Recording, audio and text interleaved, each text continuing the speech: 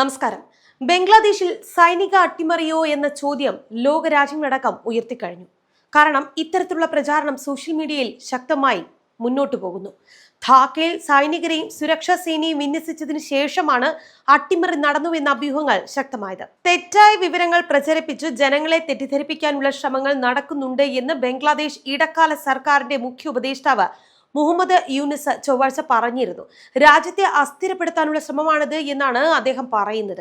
രാഷ്ട്രീയ സംഘർഷങ്ങൾ രൂക്ഷമാവുകയും അട്ടിമറി സാധ്യത ഉണ്ട് എന്ന റിപ്പോർട്ടുകൾ പുറത്തുവരികയും ചെയ്ത സാഹചര്യത്തിൽ കൂടിയാണ് അദ്ദേഹത്തിന്റെ പരാമർശങ്ങൾ പുറത്തുവന്നത്. നിങ്ങൾക്ക് അറിയാവുന്നത് പോലെ ഇടക്കാല സർക്കാർ അധികാരമേറ്റതിനു ശേഷം മാധ്യമങ്ങളിലും സോഷ്യൽ മീഡിയയിലും നടക്കുന്നത് തെറ്റായ പ്രചാരണമാണ്. രാജ്യത്തെ അസ്ഥിരപ്പെടുത്താനുള്ള ശ്രമങ്ങളാണ് ഇപ്പോൾ നടന്നു വരുന്നത് എന്നാണ് പരാമർശം. തെറ്റായ വിവരങ്ങൾ ഒന്നിനു പുറകെ ഒന്നൊന്നായി പ്രചരിപ്പിച്ച് ജനങ്ങളെ തെറ്റിദ്ധരിപ്പിക്കാനുള്ള ശ്രമങ്ങൾ നടക്കുന്നുവെന്നാണ് യൂനിസ് പ്രസ്താവനയിലൂടെ പറഞ്ഞത്.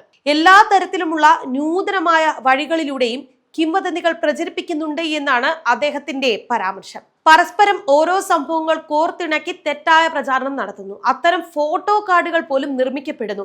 മറ്റ് രാജ്യങ്ങളിൽ നിന്നുള്ള സംഭവങ്ങൾ ഈ രാജ്യത്ത് സംഭവങ്ങളായി പ്രചരിപ്പിക്കുകയും സോഷ്യൽ മീഡിയയിൽ ഇതുകൊണ്ട് ഉത്സവം നടത്തുകയാണ് എന്നുമാണ് ഇദ്ദേഹത്തിന്റെ പരാമർശം. ബംഗ്ലാദേശിന്റെ ഇടക്കാല നേതാവ് യൂനിസിനെതിരെ പ്രതിഷേധം അതിശക്തമായി തുടരുകയാണ്. കഴിഞ്ഞയാഴ്ച സൈനിക മേധാവി ഉന്നത ഉദ്യോഗസ്ഥരുമായി കൂടിക്കാഴ്ച നടത്തിയത് സർക്കാരും സൈനിക മേധാവിയും തമ്മിലുള്ള തർക്കങ്ങൾക്കും കാരണമായി തീർന്നിട്ടുണ്ട്. രാജ്യത്ത് വർദ്ധിച്ചു വരുന്ന തീവ്രവാദ ഭീഷണിയും സുരക്ഷാ നടപടികളെ കുറിച്ചും കരസേനാ മേധാവി ചർച്ച ചെയ്തതായിട്ടും സൂചനകൾ പുറത്തു വരുന്നുണ്ട്. എന്നാൽ അടിയന്തരാവസ്ഥ പ്രഖ്യാപനത്തെ കുറിച്ചുള്ള വാർത്തകൾ അഭ്യൂഹം മാത്രമാണ് എന്നും ഇടക്കാല സർക്കാരിന്റെ ആഭ്യന്തര സെക്രട്ടറി നസീമുൽ ഹഖ് ഖാനി പ്രതികരിക്കുകയും ചെയ്തിട്ടുണ്ട്. ദിവസങ്ങൾക്ക് മുൻപാണ് സൈന്യത്തിലെ പാക് അനുകൂലികൾ കരസേനാ മേധാവിയെ അട്ടിമറിക്കാൻ സാധ്യതയുണ്ട് എന്ന റിപ്പോർട്ടുകൾ പുറത്തു വന്നിരുന്നത്.